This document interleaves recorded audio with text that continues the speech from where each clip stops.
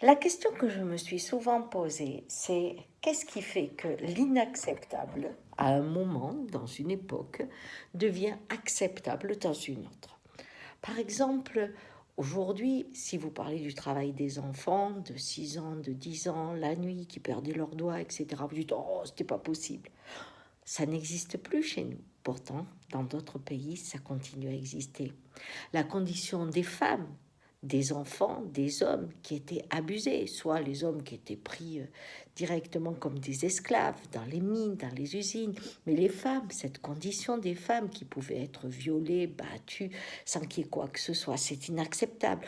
Pourtant, dans certains pays, aujourd'hui, ça existe encore. Il y a des hommes qu'on vend sur le marché comme un esclave en Libye. Il y a des femmes qui sont enfermées, lapidées, pendues aujourd'hui. Donc, il y a des pays où c'est acceptable, d'autres, c'est inacceptable. Qu'est-ce qui fait ça? Et est-ce que ça vous est déjà arrivé? Moi, par exemple, je sais que jeune, mes enfants, j'ai eu des enfants, j'avais 20 ans, eh bien, je leur ai donné ce que j'avais reçu. Mon père me disait, il faut apprendre à marcher droit, hein. Il fallait qu'il me mette dans une condition où je m'endurcisse pour respecter le code.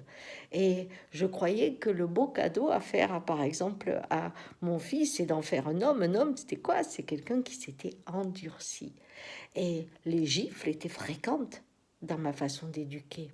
Aujourd'hui, aucun de mes animaux reçoit un coup, et alors ne parlons pas des gens, ça me paraît tellement énorme. Qu'est-ce qui s'est passé? Qu'est-ce qui fait que l'insoutenable, à un certain moment, peut être accessible à d'autres? Eh bien, c'est une seule et unique raison, et c'est ce que j'ai appris pour moi, mais je crois que le monde entier l'apprend. C'est que quand on écoute le corps, on a la limite du cœur. Si ma fille se fait exciser et que je l'écoute avec ma tête, je peux croire, selon la culture que j'ai, que je lui donne la possibilité d'être admise dans une tribu, qu'elle sera en sécurité, etc. Ces cris, je les entends pas. Si je suis un pédophile, je peux aller sur un enfant qui n'a pas envie.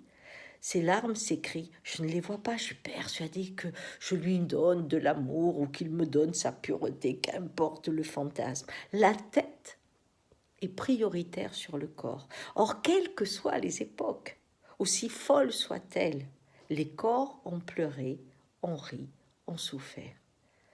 C'est notre capacité à ne pas les écouter, comme aujourd'hui ces animaux qui meurent en masse, cette nature qui meurt en masse, eh bien, on l'entend pas. Pourquoi?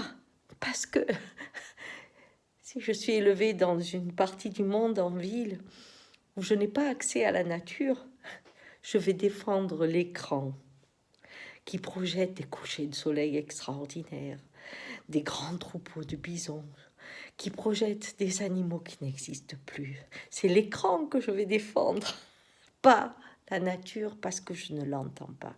Alors si vous voulez connaître l'acte juste, laissez votre sensibilité, laissez votre corps mettre la limite du cœur pour que l'acte soit un acte honorable, aimant, et qui, à travers le temps, ne va pas se modifier en inacceptable ou inacceptable. D'accord?